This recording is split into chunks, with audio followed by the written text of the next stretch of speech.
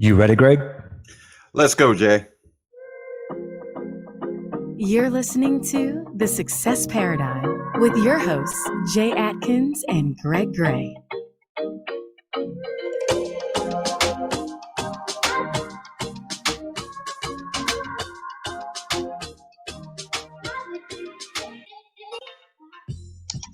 All right. So this is going to be fun today. So this is normally when we do the podcast, Jay leads with, I've known this guy for a really long time. And quite frankly, a lot of the folks I've not known for the, but this guy I've actually known for a pretty good amount of time. We've passed in a lot of different places. So welcome to the show, Mr. Jay Wischum. So I'm going to give everybody the bio here. And there's a couple of things in here I did not know. So if I start grinning ridiculously, you'll know when I got to those places. So Jay Wischum was born and raised in Philadelphia, and despite living in New Jersey, Chicago, Atlanta, and Virginia, he remains a diehard Philadelphia sports fan. That I did know. This I did not. Jay has been working continuously since he was 10 and a half years old when he started a paper route, winning our trip to Disney World in 1973 for selling new subscriptions. So somebody saw that in you early, I suppose, sir. The work ethic he inherited from his parents has been the central theme in the success he enjoyed throughout his working life, from papers to exterminating, to installing antennas, to a short stint in a State Farm agency, to MetLife, and eventually as a scratch Allstate agency owner, and eventually an Allstate leader. Jay is married to his high school sweetheart, has 3 successful children and 3 grandsons on the way. I'm sorry, on 3 grandsons with another one on the way. Is it a boy that's on another boy? It's another boy. Yeah. Wow. Okay, so we're hitting for the cycle with the grandsons. Very nice. So welcome, Jay Wischum. And so now Jay Atkins does the unofficial bio. Hold on to your seat here, Jay. There's no telling what may actually come out on this one. So take it away, Mr. Atkins. Well, the first thing is you have a cool name, I will say. Definitely always. Yeah, absolutely. The unofficial bio of Jay Wischum, I got to tell you, one of the things that stands out the most about you to me is how you've challenged me.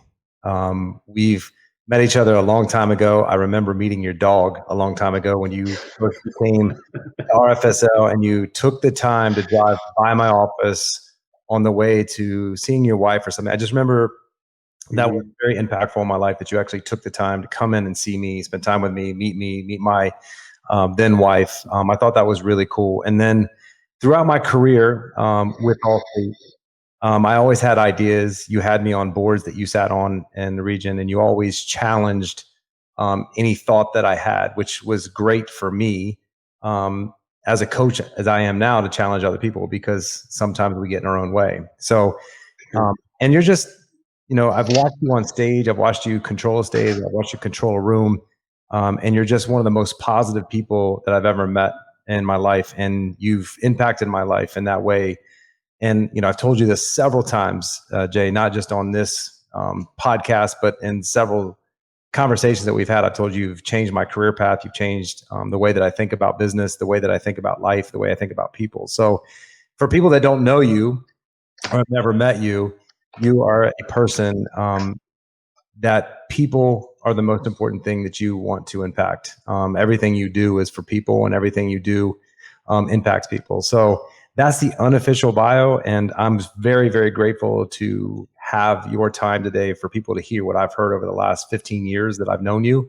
And I appreciate you taking the time out to join us. Certainly. Yeah, it's been a pleasure. I think you overstate the case pretty dramatically, probably by a factor of 10, but I think people, we impact each other. You don't leave people the same way you found them. So you had as much influence positively on me. Greg, the same thing. I had the benefit of meeting both of you during my journey, and you both dramatically, probably unspoken, but it really impacted who I am as a leader and a person. So the feelings are mutual. So I appreciate the opportunity.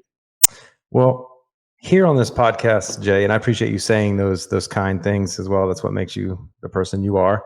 The biggest thing we like to start off with is, a lot of people see the glory or see success and they really don't understand what that story was to get there. A lot of people see professional athletes that do it really well, but they haven't seen all the work that they put in to get to that level.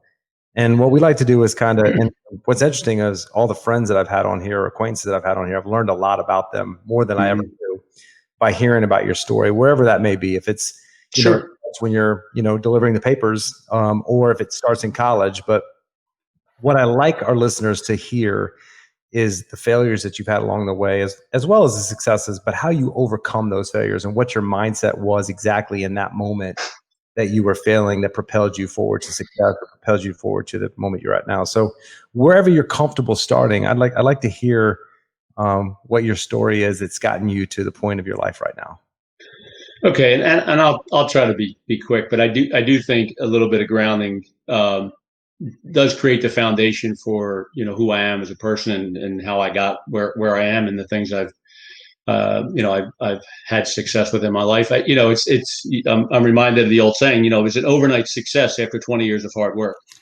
And that's the thing you mentioned about athletes. Sometimes people don't see what goes on behind the scenes, et cetera. But, my story starts way back. I came from a large family. I have 5 sisters. We were just talking about, I have four grandsons, which is shocking because I have 5 sisters, no brothers. I'm the 5th in the family.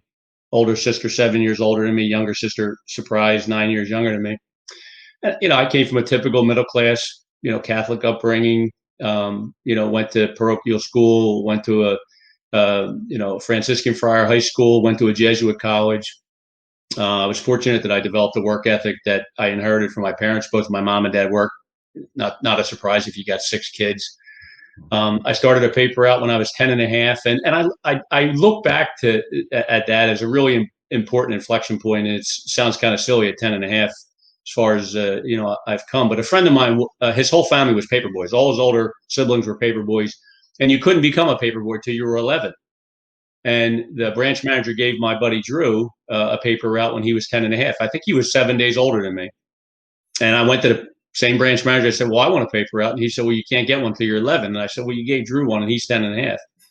So I sort of talked myself into a job at a very young age. And that hard work, that ethic, getting up early. I delivered papers in the afternoon for the Philadelphia Bolton, now defunct. I delivered papers in the morning for the Philadelphia Inquirer, different newspaper, different route, completely different customers, etc. But it taught me at a young age responsibility. And I can't say I was really that responsible, honestly. I'm sure I cut corners and didn't do all the things I was capable of in that job. But it did teach me to get up every day, go to work, appreciate the value of money, what it takes to acquire it. I paid my own way through school, all through high school. You had to pay tuition to go to Catholic high school, paid my way through college. My dad was, super dedicated, terrific parent. Fortunately, still alive. Lost my mother last year, but both of them made tremendous sacrifice for me, and that was a grounding that really shaped who I was, as an adult for sure. I was a good student, never really worked terribly hard at it till I got to high school. Was fortunate that I got to hang around with the right people. I do think that's an important lesson.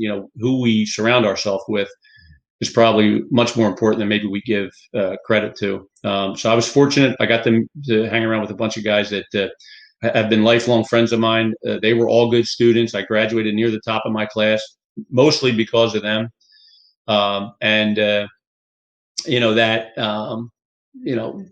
That development of a love of learning that I never really had, quite honestly. I didn't get it until my senior year of high school. I was a good student, but like I said, I didn't really embrace learning until I got to my senior year in high school. And then I carried that through, college. I was kind of a quiet leader. I played sports my whole life, but I would never say that I really was an outspoken leader until a little bit later in life. I was pretty much involved in everything important at my college. I played varsity soccer in college. But I would not argue that I was a leader on that team. But the rest of my experience in college, I was sort of a natural leader. And nobody ever really talked to me about leadership. I wouldn't say I really recognized it in myself until my professional life, when I started to manifest myself as a leader and carry myself as a leader and believe in myself as a leader. So I think there was a little bit of a journey there for me. But I insisted in my kids from the very earliest age that Wischums were leaders and not followers. And I think that helped my kids in tough situations when they had to decide they're going to go left or right, maybe at a juncture in their life. And I'm certainly going to instill it in my grandkids.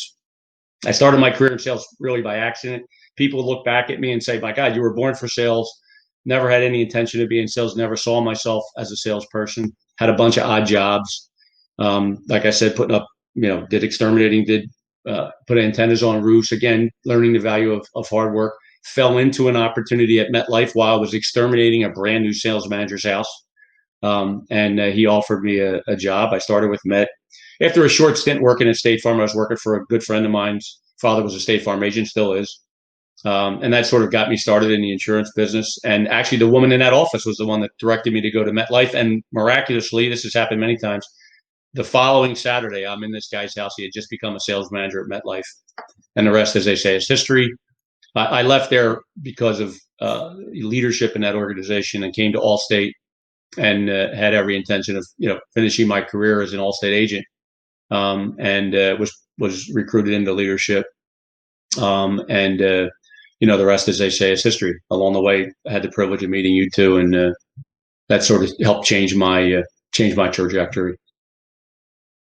Well, so one of the themes that is clearly popping up here is just in what you described, Jay, is, well, I was doing this and somebody saw something and they said, come do this. And then you were doing something else and somebody saw this Jay Wischum kid's like, come do this. So whether you saw it in yourself or not, clearly you were projecting something because people kept tapping you on the shoulder to make the move to the next level. So I would make just one point about that, Greg, because I do think it's important, because I have been blessed, and one of the things that has sort of motivated me to help people along the way was the fact that I got so much help. I got my job working for an exterminator. He had two businesses. He was an exterminator and started his own business putting up antennas on roofs.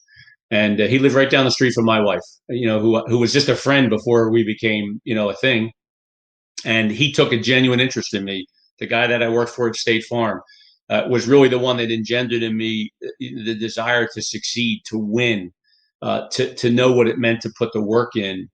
My first boss when I went to MetLife, was somebody that dramatically influenced me. Those three people, other than my father, had the most influence on my life. And they took an interest in me, Jay Wischum, as a person, and they took an interest in my success. And I would argue that they guided many of the decisions that I made. And in my life, and I think in the life of our listeners, we probably underestimate just how powerful we are, just how influential we are, just how much difference we can make in the lives of the people that we interact with.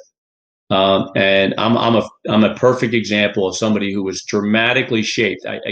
My dad was busy working. My mom was busy raising 6 kids. There was no coaching. There was no motivation. There was no shape your future. There was no take control. That all came to me as a blessing when I got into a sales profession. And I have just tried to pay that forward. Well, I think, exclamation points behind everything you just said. I would parenthetically say that there's a lot of people that people don't reach out to, though, and don't see something special in. So I think it was, they were a blessing to you. Somehow, I think they knew when they reached out that you were going to be a blessing to them in their business as well. So, so hats off to you for that. And I was thinking, when we were getting ready to have this pod, I was trying to remember how many different times I had crossed paths with you, Jay, because you were in different places in the country when we met different times. Yep. But one of the things that I'd like you to speak to, because I knew it of you from the first time I met you, and you probably don't remember these conversations that specifically, but I was always struck by the very strategic way you approach things. So, for the folks on here that were not aware, I was doing, different types of seminars, sales seminars, customer service seminars, kind of crisscrossing the country. And so I would go from one region to the next. One of the things that always struck me is that whenever I was in your neighborhood, Jay, you always were in every one of those classes.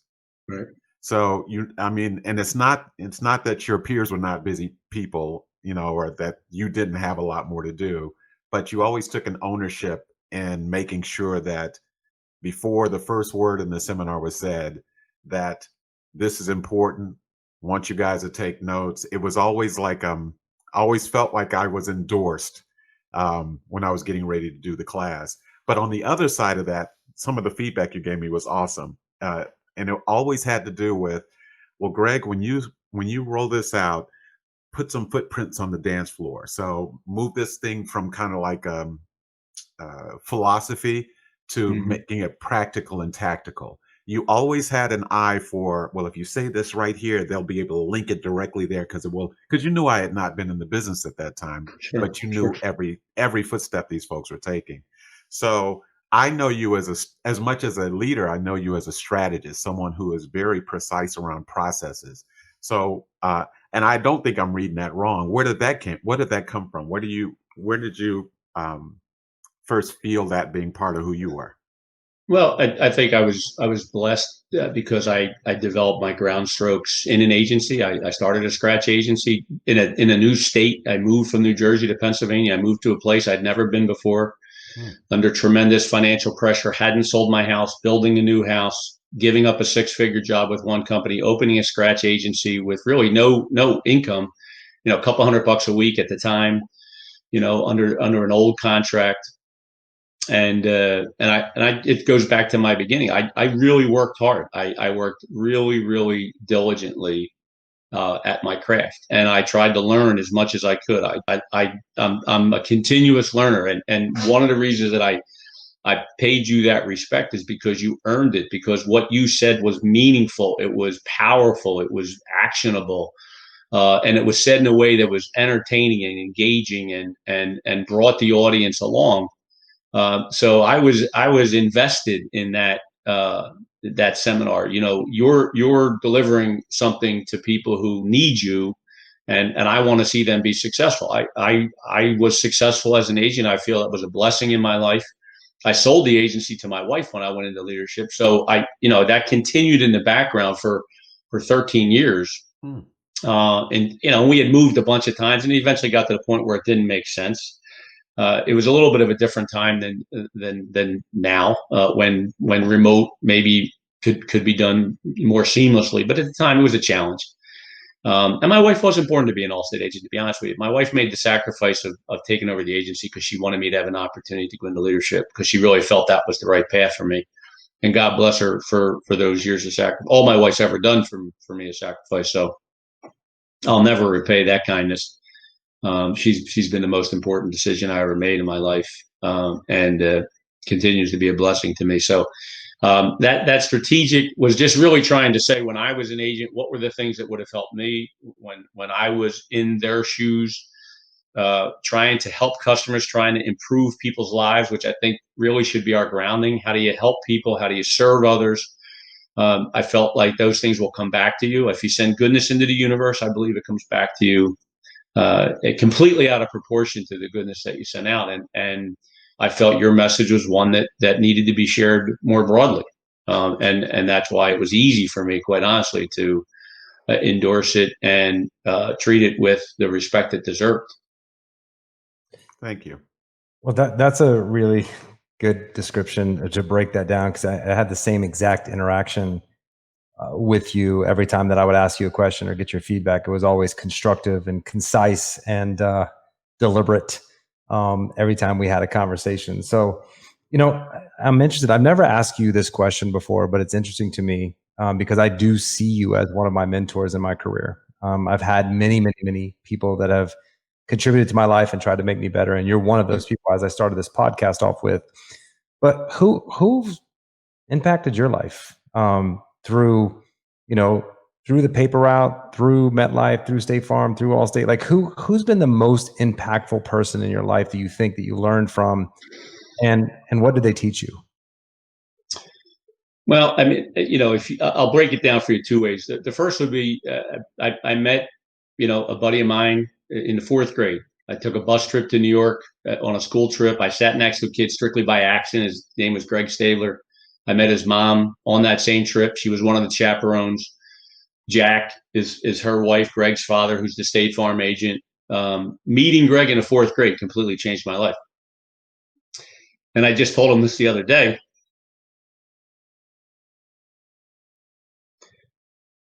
And I apologize. It's kind of emotional because this is real. He doesn't see himself as somebody that's really been influential, but in my group of friends, he's probably the most sincere, most helpful, most selfless person I've ever known, and every good thing in my life.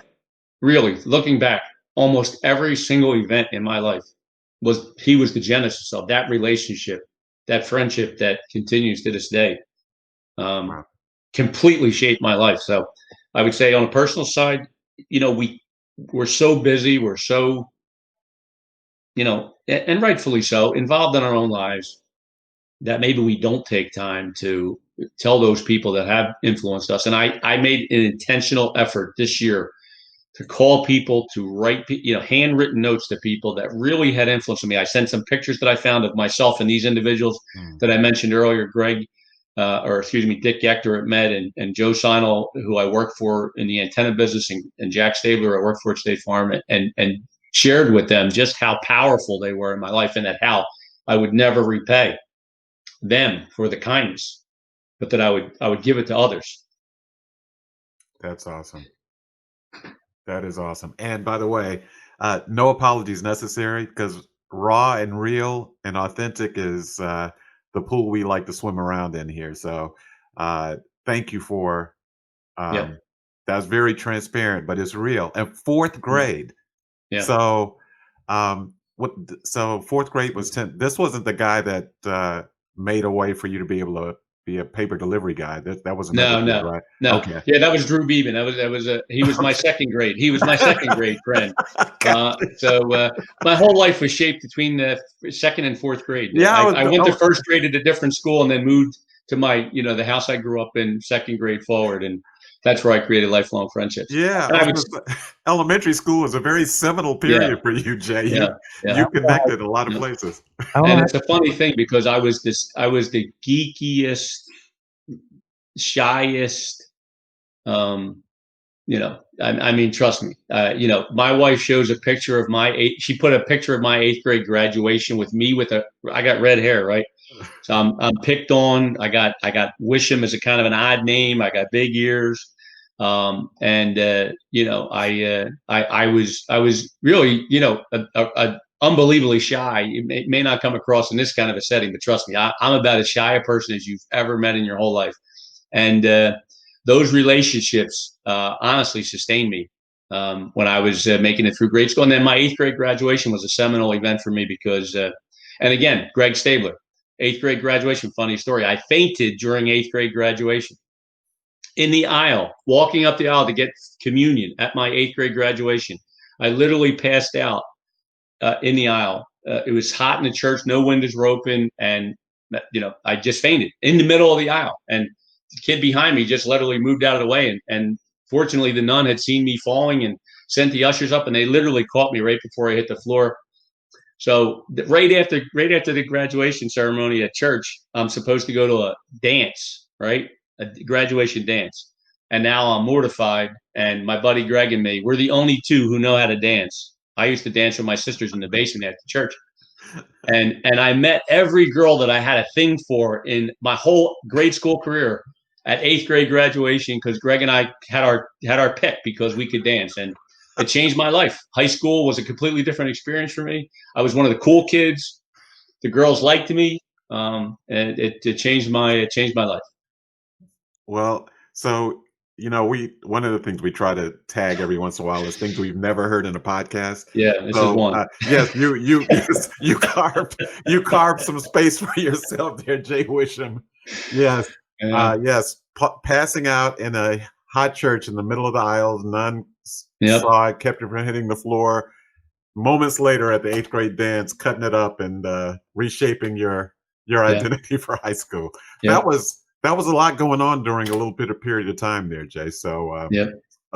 by the way, I was one of the shy kids and still am too. It's funny how we can still be that, but we are who we need to be in the spaces that we fill. So, Right. Right. um, so uh, one of the things that you were talking about, the fact that you paid your way through high school, paid your way through college, that um, and I just wanted to, because that meant you were sacrificing. Not only you were working clearly because you were getting paid Mhm. for doing something, but you were Sure. working that much.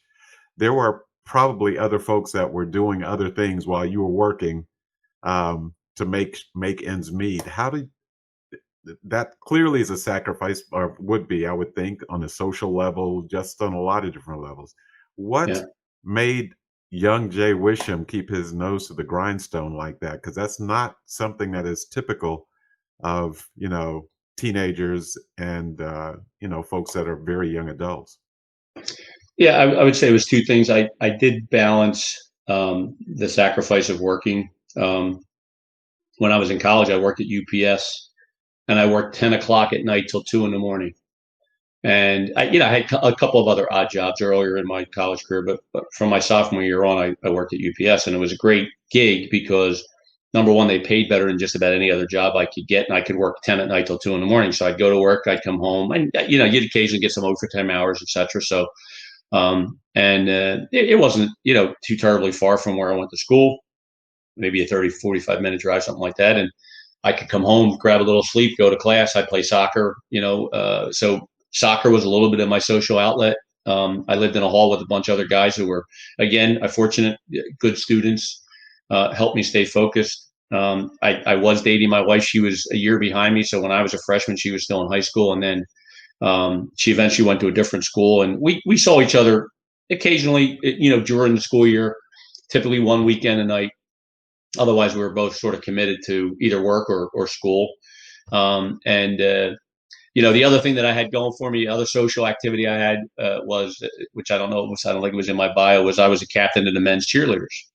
So my father went to an all boys school. He went to North Catholic High School in Philadelphia. It was an all boys school, so all the cheerleaders were men. And just by happen chance, I happened to be friends with a bunch of girls that were cheerleaders. And my freshman year, they were like, "Hey, would you like to come out for a cheerleading squad?" And I was like, "Sure." How many guys are on the team? And they were like, "None." So I was the first. It was me and 15 girls, and that was a pretty good ratio, right? So eventually, I recruited a couple other guys. We ended up with 4 guys. But the beautiful thing about it was I played soccer, but basketball really was my first love. I just wasn't good enough to play Division I basketball. I was good enough to play Division I soccer, but probably Division III basketball. But it really was my first love. I was passionate about basketball, and I've coached kids for probably like 40 years in my career because I just love the game, and I love teaching other kids, especially how to play sports. I've coached basketball, baseball, football, you name it. I've coached soccer for years. But that was an outlet for me. That was a social outlet. I got to travel with the basketball team all over the country. At the time, St. Joe's was a pretty good team. We beat DePaul in 1981, you might remember, in Dayton Arena. And I was sitting literally under the basket right next to the Sports Illustrated photographer when that game ended. It was really pretty amazing. So I had interaction with people at games, before games, after games, etc. And that sort of gave me the outlet. And I was involved in helping hands. I was the head of the orientation committee. I was ahead of just about I started a dance marathon at St. Joe's that had never, been for muscular dystrophy to raise money. I was involved in the student body. There was a bunch of different things. So I sort of got my social stuff done during the workday, but I never did go. I never went on spring break. I never took a vacation. During the typical, college, and I worked all summer. So, I didn't really have much of a social life, but it was really out of necessity, right? Like somebody's got to pay for school. And that's somebody's me. So, and I had a couple of loans and stuff like that I ended up paying off after graduation. So, well, that it was worth it. The 8th grade dance keeps creating itself at different stages of life. So take that as a note, Jay. That has got to be one of the ingredients of success. Yeah. Yep. Well, I will tell you, Jay, I also learned how to dance in the 8th grade and became a great break dancer. So, and it actually changed my life too. Yeah. Forever. Yeah. And so that's how I got my wife. She saw me break dancing and it was like, I have to have him. Like 40-year-old man break dancing. Yeah. You don't see that very God bless her. often. Yeah. I've hung on to that skill for a long time. That's right. So, hey, speaking of success, everyone's success is different. Like what I want for my life and success is different than yours and Greg's. And, Sure. sometimes it's money, sometimes it's family, sometimes it's time. And I also think success changes every year, right? It's not the same. Last year, I wanted this. Right. This year, I want this. But right now, in this moment in time, Jay, like what does the definition of success look for you right now, today in 2020, with the pandemic and everything going on in your life? Mhm. You wake up in the morning, magic wand. Right. What would success be for you right now? Well, it's probably, like you say, it changes over time. It would have been very different, 6 months ago versus today for a couple of reasons, right? The world's changed. We're living in unusual times, and I don't think it's a thing so much. And I think there's multiple things. I think we're multidimensional. So for me, success is, I want to be the best. I can't say that I've always been the ideal spouse. I've worked diligently at it, but I'll never equate, what I've do for my wife, to what I think she's done for me. I try to be a great example for my kids. That's important. I really want to be an ideal grandfather, to my grandkids, and that involves things that were different than for my kids. Because with my kids, I was in the midst of it. I'm stressed out of my mind. I'm not. I don't know how to raise kids. We started very, very young, right out of college, having a family. And your kids can feel that. Where my grandkids, when I'm with my grandkids, like the whole world comes to an end. It's all about them. I have no stress in my life. It's all about that smile for on their face, and how can I help them, and just nothing but unconditional love, and make them aware of how much I appreciate every moment I'm with them. So that's a huge part personally, is being a good husband, a good father, a good grandfather. Professionally, for me now, I'm in the midst of a journey. My time at Allstate ended last week. After 25 years, the company was going in a direction that they didn't feel I was going to be a part of or should be a part of, and they made a decision not to make me a part of their future. So for me, success now is going to be finding the next opportunity. And I'm a man of faith. I believe things happen for a reason, and I believe that maybe my work has been done here, and that I've influenced the people that I should have influenced, or helped who I could help. Quite honestly, I've been on this 60-day notice for 2 months, and I spent the entire time trying to find jobs for people that used to work for me, that didn't have opportunities at Allstate, or helping them find a different opportunity at Allstate. And there's still a couple people left on my list that I haven't quite landed an opportunity yet, but it's a short list, and it was a pretty long list when I started. So, but now I'm going to think about what it is that I'm going to do next, where I can have the biggest influence. For me, that's important. One of the themes that has really stood out, and has really been other than work ethic, that has really resonated with me, is this theme around 29,220 days. If you live to be the average age of 80, you get 29,220 days. And I did a quick calculation today, and I keep track of this with a great deal of consistency. Not every single day, but pretty close. 22,335 days I've used up. So you get 29,220. You use up 22,335. I got 6,885 days left. And, if you think about life in those kinds of, from that perspective, right, you really don't have time for holding grudges, for retaining any anger, for letting something silly get in the way of repairing a relationship, saying you're sorry, begging forgiveness. There's no time for thinking small. There's no time for, and look, this is easier said than done. Sure. Right? I'm my own worst enemy. I'm the biggest obstacle to my success. Clearly, I'm the biggest obstacle to my success. We talked about seeing things in other people. I can clearly see people and what they can become. I see people as this big. it's hard to translate this, not seeing myself this big, but rather this big, right? And it's a constant battle you're fighting, but it's a conscious thing for me. I'm a 2-time cancer survivor. When you get the diagnosis and they tell you got cancer, trust me, that body clock, that 29,220 comes into stark contrast for you, and you recognize the value of every day, and that we shouldn't waste them. And that, if you only got 6,885 days left, it's important that you try to make a mark, help as many people as you can. Be kind. I know that sounds silly in this day and age when, we're so polarized as a nation. But kindness is a magical thing. And forgiveness is a wonderful thing, especially the forgiveness that we give ourselves. I've made several mistakes in my life, and it's hard for me to forgive myself. I know I'm forgiven, but it's hard for me to forgive myself. And I think that's an important milestone, is trying to find a way to forgive yourself. Don't forget, don't want to make the same mistake twice, but Right. Give yourself some grace. People have said I'm really wonderful at giving other people grace. I never give any grace to myself, and that's probably a flaw in my character that I have a hard time doing it. Well, selfless people don't have that on the front burner all the time. So that I think you probably share that with a lot of people who are respected as much as you are. Jay, you were talking about the fact that so over the last 60 days or so, you've been knowing that that you were transitioning to another place in your life, and you mentioned that people have written you notes and sent you messages and texts. So we don't normally get there's a blessing in being able to have moments like that where Sure. you're aware of it, because not to sound morbid or anything, those types of things are the things people usually say, When in you're a very gone. quiet spot. Yeah, like a wake or something. So, Right. as weird as it is, I know that probably there was a gift or numbers of gifts in that. So, what?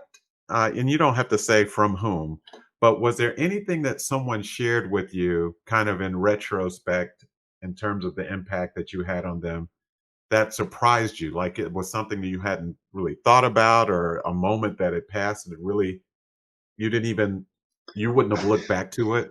Mm-hmm. Well, you'd like to think that you've had an impact on people's lives, a positive impact on people's Yeah. lives. In my particular case, I really try to be intentional about that, and I try to be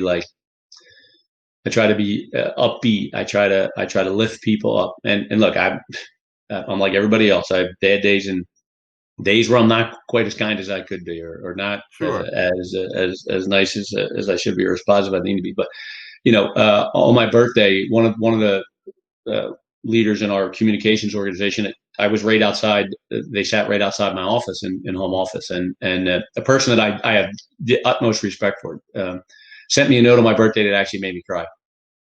And she just said that the world needs more people like Jay Wischum, and that you are the best example of leadership that she's ever experienced or seen. And that I had another note from another woman who I worked diligently to try to support, find another opportunity. And she did. And she said, every good thing I've learned about leadership at Allstate, I learned from you. Wow. And people that I didn't even work, like some of you may know him, Brian Bartlow worked in conference planning, sent me a note the other day. It may be as kind a thing as anybody's ever said. And he's never worked for me, and I've never worked directly with him other than our interactions when we attended conferences together, et cetera. But, we watched each other from a little bit of a distance, and he said the most, terrific things about my leadership and the way I engage with people and things along those lines. And again, brought me to tears. Because it's not somebody that you're directly influencing, you're directly supporting. I wasn't his coach, his mentor, his advocate. We were just colleagues, and that kind of struck me, that it could be seen from a distance. And I think that's an important lesson for us, in the sense that, when you call yourself a leader, it actually, and I used to tell my people this whenever I took a new assignment, I would tell people, look, it's 24/7 lights, camera, action. Like, you're never not a leader at the supermarket, at your place of worship. Right. You're always a leader, and you should take that responsibility seriously, because you're never really sure who's watching and what lessons they're learning, what not to be like or what to be like. And I think it's more important that you frame that in a way that you'd say, looking back, people would say good things about it. We did a great exercise when I was in graduate school. Our professor said you should start with the end in mind. And he had every one of us go through the exercise of writing our own obituary. And I think that's a great exercise, to think about what you would want people to say about you, and then become that person. I think Chip Kelly did it in the book Capital Gains too. He mentioned something similar, and he actually wrote two. One, a selfish version of Chip, and one, a supportive, loving, caring, concerned Chip. And if you read them side by side, you're really, and honestly, there's a couple degrees of separation there. Right. It's really about intentionality, I think. Yep. Stephen Covey did something similar to that, and one of the seminars, and it's when you can visualize it, then you can reverse engineer from it. Right. And it's a very powerful exercise, though. If people have not done that before, it's not something you do in 5 minutes. It takes some serious introspective thought. Yeah, and what you're talking about, Jay, I think is not to be missed, and that's just the consistency of who you want to be. And a lot of people do a lot of talking, but most people don't walk their talk. And I know you to walk your talk. Always, if it's at a national conference in Vegas, or if it's at a regional conference, locally, the conversations I've always had with you has been that constant. And I think that's one of the biggest things you said, is you're always on stage with everyone, your family, your kids, society, the public, people at the grocery store, because everyone's always watching, and what you said is what to be or what not to be. We see those things that stick out. We're like, man, that's not very good. So this is one of my favorite questions that I always ask, because I love the answer, because it's so different for everybody. But how you speak about your grandkids is inspiring to me, even though I only have a 2-year-old and one that's on the way. Although I am a grandpa. Congratulations. I am a grandpa too. I have a 1-year-old grandson. But when I think about legacy, and I know legacy is something that's important to you, because we all want to leave a legacy just because of our egos. We want to leave this place better than we found it. And I know I do, and I know that's big for you. But if your 4 grandchildren to be, if you had to leave them with something, and you're leaving, in 7,000 days, 8,000 days, 9,000 days, because you're going to live to probably 90 or 100. Yeah, 114. I actually have 19,303 days left. You have to have goals in life. So not to be too precise about it. That's right. We just read a book called Sapiens, and he said by the year 2050, people will be living to the age of 200. So I'm hanging on to that. Anyways, you have 3 things you're going to leave your grandchildren with, 3 lessons that you want them to live their life by, and it's your legacy that they're going to carry on to their children, to their grandchildren. What would those 3 things be that you would want them to carry on, that this is what my grandfather taught me?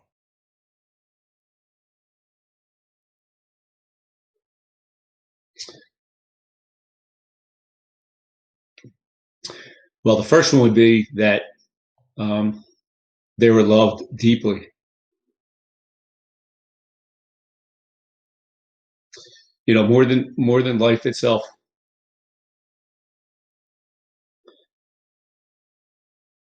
And I'd want them to know that, Candace and I love our children, feel blessed, and feel especially blessed to have grandchildren. So that would be number 1. Number 2 would be, believe in yourself, have faith in yourself. You can accomplish whatever you set your mind to. You have the power within you to bend the line of manifest destiny. Your beginning point does not determine, your destiny. We have control of that.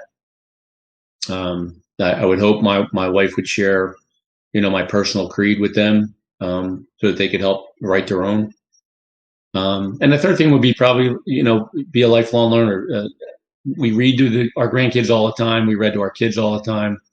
You can see, my background's filled with books, and appreciate the opportunity. I think Lincoln might have said, people that don't read are no better off than people that can't read. So I think that's an important lesson. Surround yourself with like-minded people who are lifelong learners. Well, and I know that grabs your throat because it grabbed mine. I have 2 granddaughters and a grandson, and it is impossible to start talking about grandchildren without their faces being like right in front of your face. Right. Yep. Yes, all of that. So yeah. So there's the longer we live, the more people we get a chance to talk to, and the more if we're lifelong learners, and if we're having the impact on people that we want to have, there's a lot of that turns into a lot of conversations, sometimes more formal conversations that you might have from a stage. Sometimes it's in a breakout room, sometimes it's on the way to the parking lot. And so my wife, who is absolutely a saint, and because the fact that she's my wife tells you that all by itself. Agreed. From time to thanks, Jay. I appreciate that, Jay. Yeah, I got it. I got this one. So so one of the things that she's not said it literally, but what she has kind of sent to me from time to time when I feel like I'm getting my teeth kicked in, is she'll say, "You know what? You need to take your own seminar." Right. And which is, I mean, she doesn't say it exactly that way. If you meet my wife, that's way more words than she would have used. But yes, but the message is clear that sometimes I'm in a place, I'm like, Greg, I have an agency now. I'm a 15-month Allstate agency owner, and it was about 9 months in before I realized that some of the stuff that I was teaching in the seminar that you watched, I wasn't even doing it yet. I was like, Greg, take your own seminar. Yeah. Of course, I didn't realize how squirrely it would be to be an Allstate. So I had less time than I anticipated. I'm going to tell you that. But if there was a seminar or a conversation, or my wife were giving you advice similar to what she gave me, which is you need to take your own seminar. Which talk or conversation or advice do you think you have given to others that doing it in a self-directed way might benefit you right now? Yeah, I think there's a couple things. One is, I think hard work, I do believe, is a great equalizer. It's at times it seems like it's a dirty word, but I do think there are very few things, if you're really committed, that you can't work your way through, right? There is somebody who knows you can learn. You just got to commit yourself, the amount of time, energy, effort, whatever it might be. I also think enthusiasm and passion are force multipliers for people. And I think just your genuine enthusiasm, your genuine passion has way more ability to influence others than maybe we imagine it does. The other thing is, I would say there's an expression I saw in a video. It said there's nothing as powerful as a changed mind, and I think the hardest sale we ever make is the one we make to ourselves. And once we're convinced, we're force multipliers, right? Because we all have a circle of people who we influence. And I think that's an opportunity for us, right? Like, once I'm really convinced, once I'm passionate about something, like, you're never going to get me off that dime. Like, I used to tell agents, like, you're not going to make this sale. I'm convinced of what the exact right path is. And I think you have to be open to all the possibilities. I think to the degree possible, it's difficult, if not impossible, to see all angles of a problem. But I think as I've gotten older, one thing I've definitely learned is that having a disparate group of people look at a problem, a situation, diverse opinions, background, experiences, etc., will let you look at a problem from more of a 360-degree view. And you can be absolutely convinced that whatever you came up with first probably isn't going to be the best solution. So be open to that sort of collective wisdom that you can gather from others. I would say the other thing is, celebrate success, but don't really dwell on it, because the future will demand more of us than the present. So ain't that the truth? Yeah. Well, I'm gonna drill down a little bit on this. Sure. So because I've heard literally all of those things come from your lips at some point in time, either because I was sitting there and I was watching you sharing it with someone else, or you were sharing it with me. Right. So those are all, let's say these are all fortune cookies. And so right. Inside each one of these 4 or 5 fortune cookies was one of those slips of paper. So it's either enthusiasm, or it's working hard, or it's looking around you for mentors. Which one of those fortune cookies with the particular fortune is the one that Jay Wischum could benefit most from in this moment? So J to J this time. Yeah, I would say,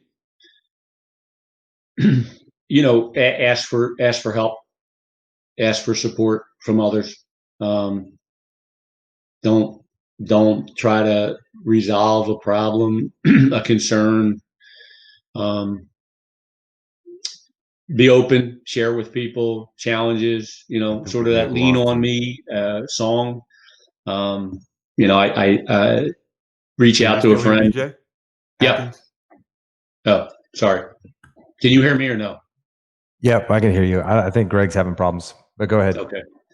There we go. Yeah. So sorry about that. So I was just saying, for me, I probably need to be more open to seeking help from others instead of trying to pick myself up by my bootstraps. Try to get a 360-degree view of the problem. Seek diverse opinions. That's probably good advice for me right now. That's perfect. A leader who has a choice chooses humility. That is awesome, and that is a takeaway that everybody. In fact, can I keep that one as my fortune cookie as well, Jay Wischum? I'm going to make it my fortune cookie too. Absolutely. Thank you. And I was just listening to something recently, and they did talk about that as really a sort of an underappreciated leadership attribute. Humbleness, I think, is in the book, Jim Collins' book, Good to Great. He talks about a particular leader, like a sort of a 5-star leader, and one of the primary characteristics that he said led to this person's success was their humility, their recognition that they didn't have all the answers. Well, that is a great answer, Jay. A lot of takeaways in there that I'm going to go over at the end. But I think that's good advice for yourself and for a lot of other people. And I don't normally do this, so I'm not sure if how Greg's going to react to this. But that was a really good question, Greg. You don't normally. That's what he doesn't do normally. Is tell me a really good question. He shocked you with that one. I was very shocked. It's a really, really good question. I thought they were all good, Greg. Thank you, Jay. Everyone's been good. Okay, that's enough. Hey, Jay, what? I know you're a really, really positive guy. So whenever I ask this question, a lot of people are say that they don't have, but everyone I know truly does. And the question that I want to know is, what is one of the biggest regrets you have in your life that you actually turned into one of the biggest successes in your life that you turned around? I'll give you an example of one. Okay.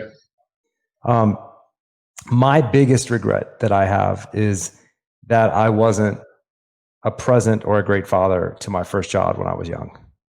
Okay. And that has turned me into the best loving father on the planet now, because I got a second chance.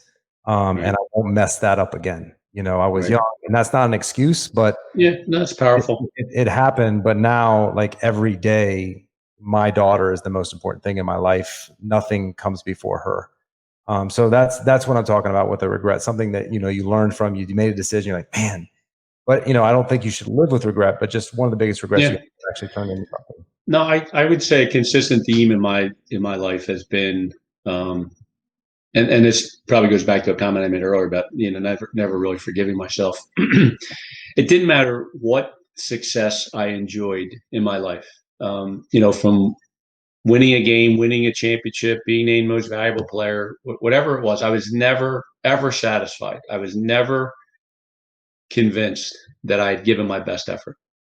I was never convinced that I gave my best effort. And I can tell you, there's been very, very few times in my life. There's been a couple occasions, but there's been very, very few where I could say like 100%, like I could walk away and say I did everything I could. I gave everything I had. It may or may not have been enough, but it was all I had.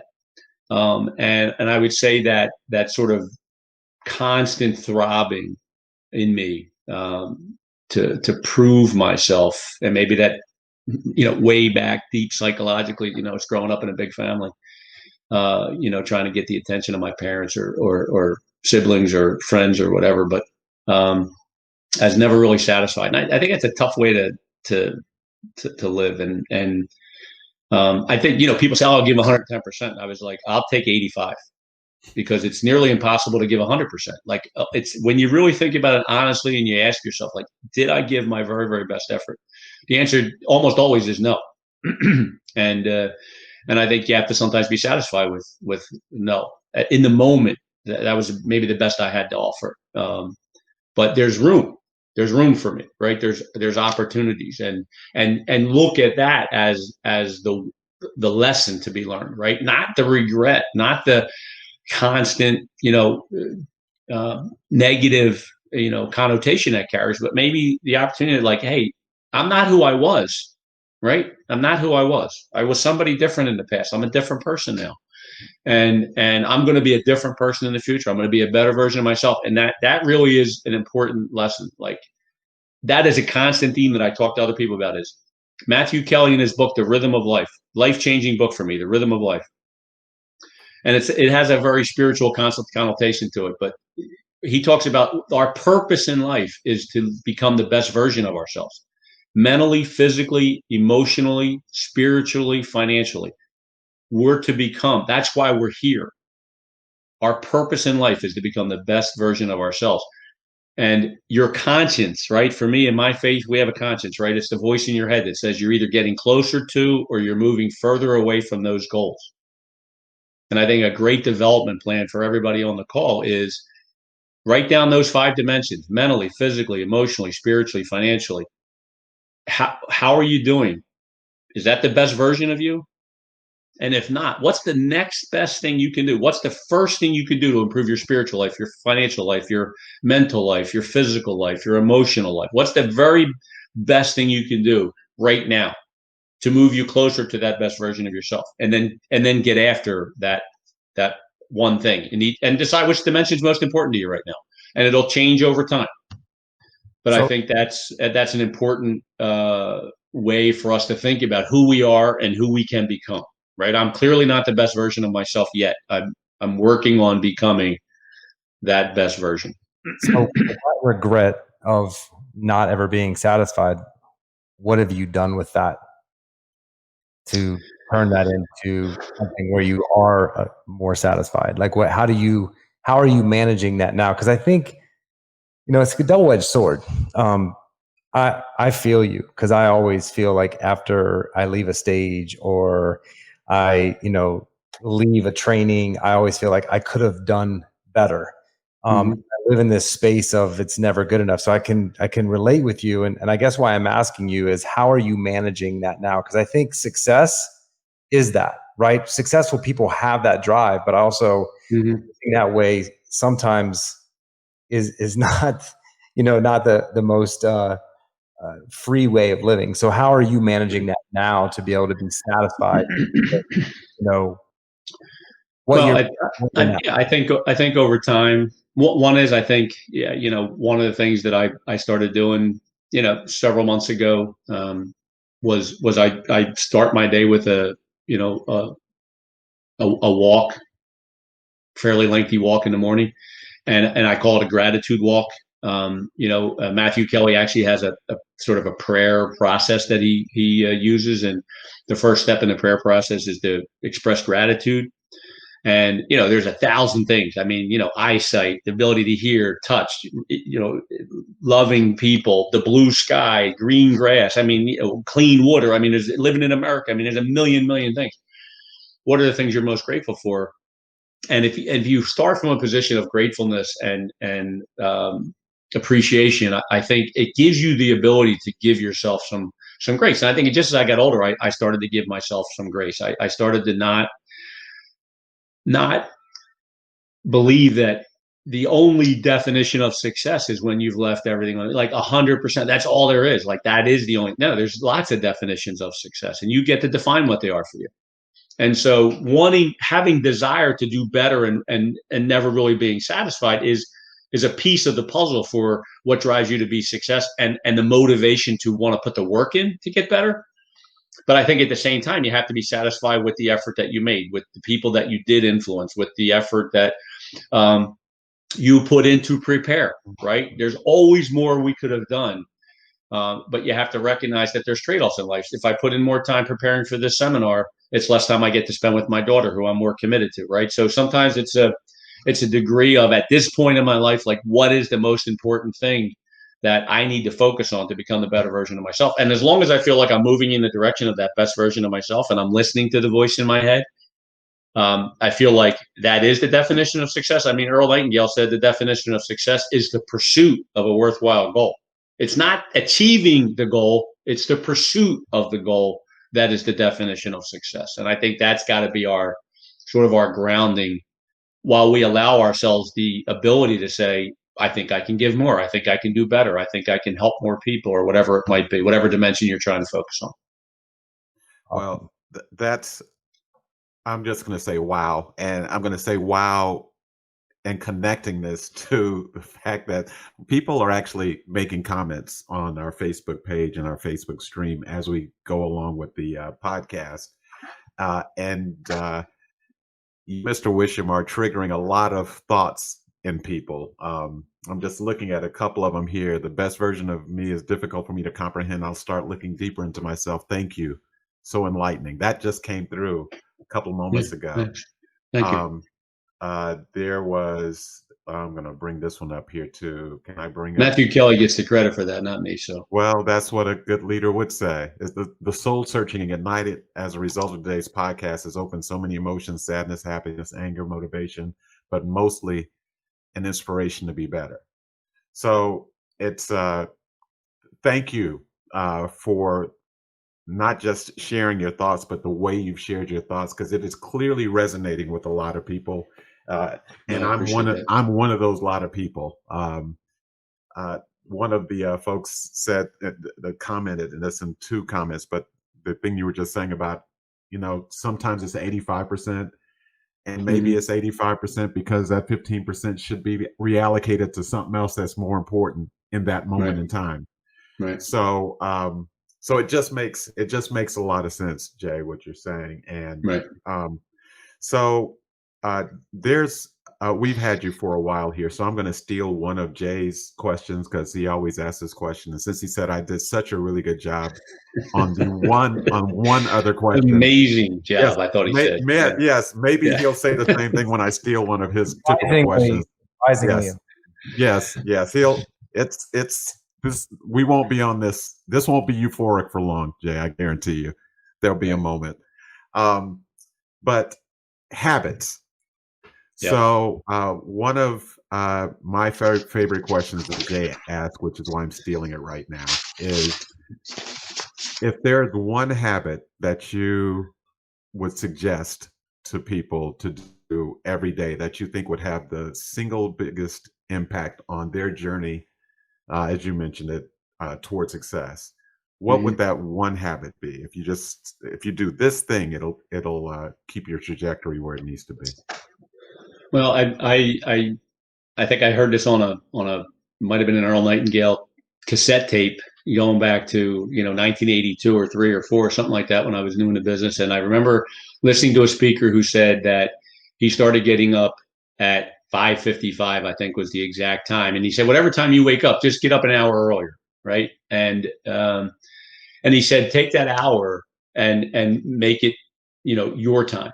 Right. Like quiet. So it, like, even when I'm on vacation, even if I'm, a weekend, I'm up early every day. Well, number one, I only have 6,885 days left if you're going by the original score. So, like I'll sleep when I'm dead, because I heard we're going to be dead for a really, really, really, really long time. So I'll catch up then. I do think there's something, and people may not agree with this, but it's been life-changing for me. And I think you have to get the amount of sleep that your body needs. I don't need a lot of sleep. Sometimes I just go on 4.5 or 5 hours of sleep. And I wake up at 3:25, go to the gym at 4 o'clock, because I want to be the first one in the gym when it opens. And I want a half hour, 45 minutes to myself before anybody else shows up, because nobody else is crazy enough to get up at 3:25. But I think, I can get to my desk early, so I can get up, work out, come home, eat breakfast, get a shower, get dressed, still be in my office by 6 o'clock or so. And I feel if I get here much later than that, I'm a slug. But I would say, you can use that time to pray. You can use that time to plan. You can use that time to really evaluate, where you're going, what direction you want to set for yourself. How you doing against those 5 dimensions that you committed, even if it's just quietly sitting with a cup of coffee and a blank piece of paper and just writing down the things you're grateful for. A great exercise that Brian Moran talked about in the 12-week year was have, do, be. And that should not be confused with have a doobie. That's not what I said. It was have, do, and be. Thank you for the clarification there. Yeah. That was write down all the. Yeah. Wow. Yeah, 3 comments on that.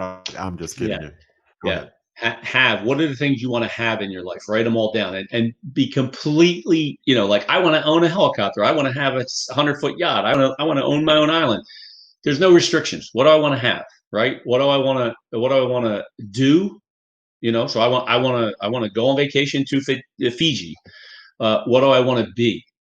Right. I want to be United States Senator, whatever it might be. So make a list, 3 separate lists: have, do, be, and then start. And look, I think, like, if I said, I want to be an astronaut, right? It's not realistic. I'm not going to be an astronaut. It typically is not going to be something that will resonate with you if it's not rational, if it's not believable. And maybe it isn't. In maybe somebody at my age that doesn't know anything about math or science can be an astronaut, right? In the crazy world we live in today, where we got commercial flights, but not typical, right? I think you'll land on the things that you'd say, those are things that I can achieve, that I ambitious, stretch me. I got to be this big, not this big.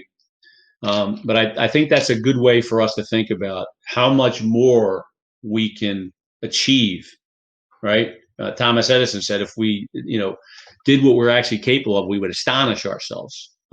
So I think most of us have the problem in some respect that we probably do not see ourselves as influential, as powerful, as important as we really are. And I think the bigger we become, the more light we shine, the better we make the world around us. We create a little slice of heaven wherever we are. Well, I really appreciate you making me feel bad about myself, Jay, because I wake up at 5:30 and I feel really, really good about myself. Like, I'm going to everyone, and 3:30, I'm just going to go ahead and tell the universe right now, it ain't happening. Like, that's fine. That's astronaut level for Jay Atkins. That same thing. 3:30, I'm like, well, you get some good sleep, and 3:30 in the afternoon, that's not, you got some time. That's right. Remember, I said 24/7. That was not 24 hours a week, 7 months out of the year. That was 24/7. Yeah, I understand. So thanks for making me feel bad today. So I know you read a lot. I actually was not sure if that was a screen behind you that you can set up on Zoom or something like that. Because that's actually my library. Yeah, it looks awesome. And I know you read a lot because you recommended some books to me. But if you could recommend just your favorite 3 books that, you did a lot of quotes today, which, you remember people's names in the 4th grade. I have a hard time remembering Greg's Gray's name day to day. So you missed it just then. He just missed it just then. I did on purpose. So what 3 books would you say that are a good read that would help people get their mind right when it's, if they're overcoming a struggle or if they just want to have some success in business? It could be a biography or, any kind of read. Yeah, I did make a list of books that have been really influential for me. The first one I mentioned, The Rhythm of Life by Matthew Kelly. The second one would probably be The Traveler's Gift by Andy Andrews.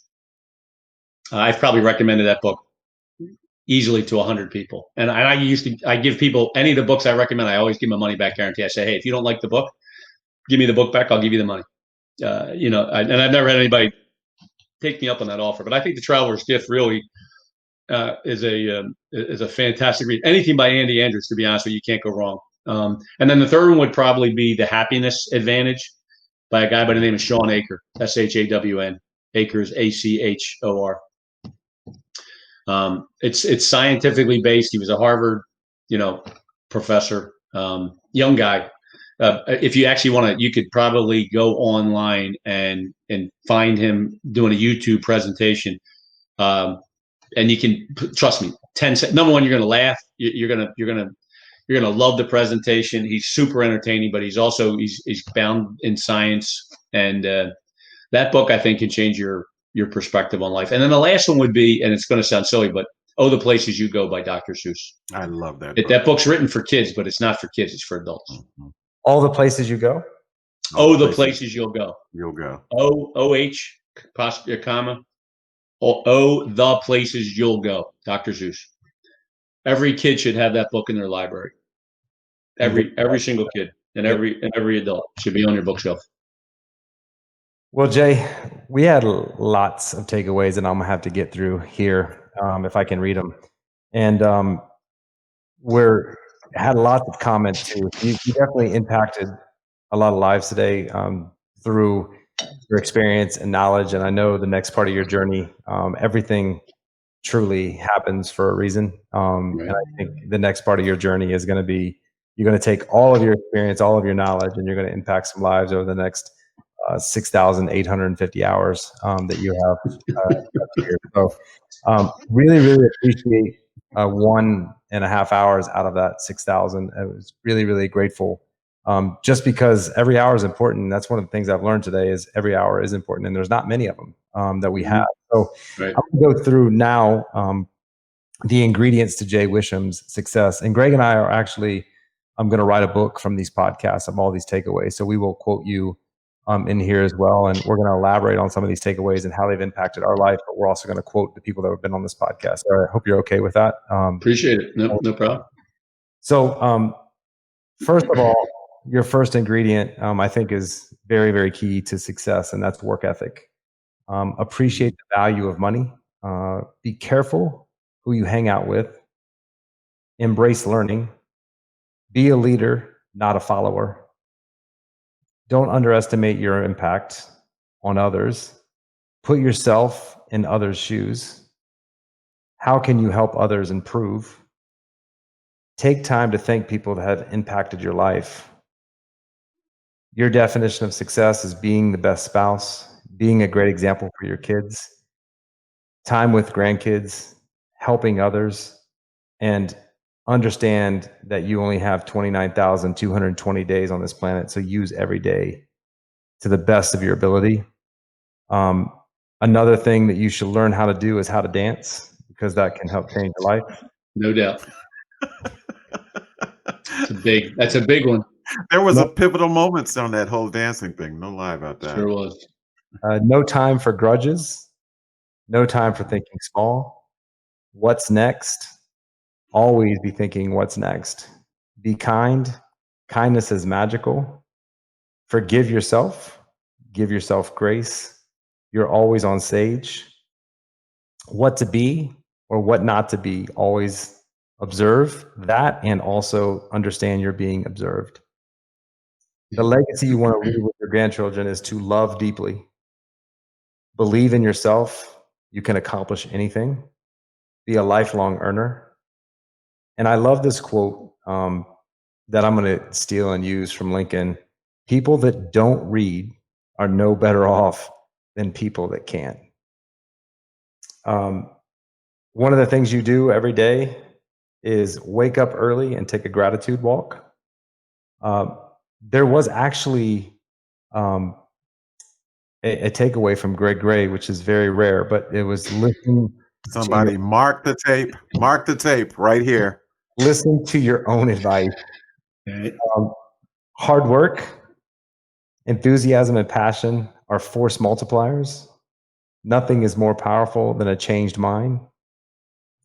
Celebrate success, but don't dwell on it. I love that. Ask for help. And the books that you recommend are The Rhythm of Life, The Traveler's Gift, The Happiness Advantage, and Oh, the Places You'll Go. And right. The other three things that you said to always take in consideration to wrap this up is to have, do, and be. So know what you want to have, know what you want to do, and know what you want to be. And that's the ingredients for Jay Wischum's success in his life. And Jay, I really, really appreciate you getting on here and sharing all of the knowledge. My pleasure. And just getting to know you better, man. I loved you as a human being, and I'm really thankful for the person that you've helped me become in my life and my business. And I'm very grateful. So to you, as you said, and I've done this before, but in public, I want to thank you for impacting. You're very kind. You're very kind. I appreciate it. It's been my pleasure, honestly. And hopefully it's, hopefully it's been some help to people. And it was my pleasure. I enjoyed the conversation and great questions and having a chance to think about those things. Awesome. Well, you are appreciated, sir. And you too. Absolutely. You two yes, are both. I'm excited. I have great respect for both of you.